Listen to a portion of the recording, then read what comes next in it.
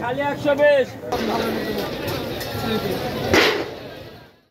আর চিংড়ি 7টা থেকে 8টা কেজি ওটা বিক্রি হচ্ছে 1400, আর 20টা থেকে 25টা কেজি ওটা বিক্রি হচ্ছে 1240।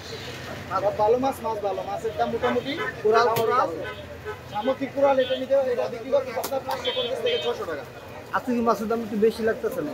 না, চিংড়ি মাছের দামটা মোটামুটি স্বাভাবিক, এটা আমদানির উপরে একটু 50-100 টাকা বাড়ে কম আর কি। গত সপ্তাহ থেকে তুলনায় আজকে বাজার তুলনায় 50-100 টাকা কম আছে বাজারে, প্রতি মাছই 50-100 টাকা কম আছে। ইলিশের আমদানিটা এখন একটু বেশি তো, এর জন্য সব মাছের দামটা আপনার আগে থেকে কমতেছে। ইলিশ মোটামুটি ভালো প্রাইসই আছে, স্বাভাবিক দামই আছে আর কি। 1 কেজি সাইজেরটা আপনার 1700 থেকে 2000 টাকা, এর ভিতরে ভালো মন্দর উপরে আর কি দামই করে। মাছের বাজারের দাম একেবারে কমও না, আর গত বাজারে যে আইসা কিনছি ওর চাইতে খুব একটা বেশিও না। ট্যাংরা মাছের কেজি 600 টাকা, তেলাপিয়া 230 টাকা, তারপরে কাতল মাছ 400 টাকা, আর হইল পাঙ্গাস মাছ কিনছি 180 টাকা কেজি।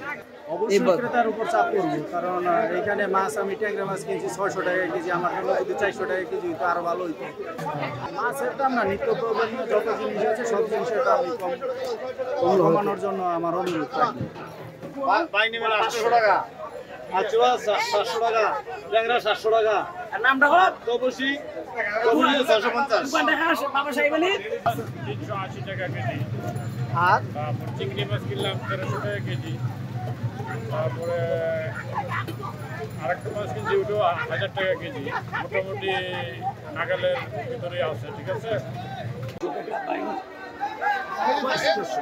বাইনি মাছ 200, আর চেউয়া বেচতেছি 700, এটা বেচতেছি 700। এই যে ট্যাংরা, দেশি ট্যাংরা মাছ, ওই যে রামচুর এটা বেচতেছি আমরা 600।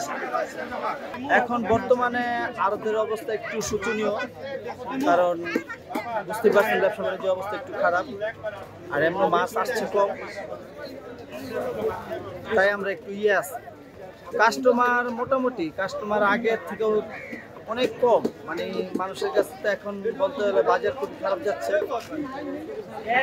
আগে যেভাবে কাস্টমার আসতো এখন ওইভাবে কাস্টমার আগের মতো নেই।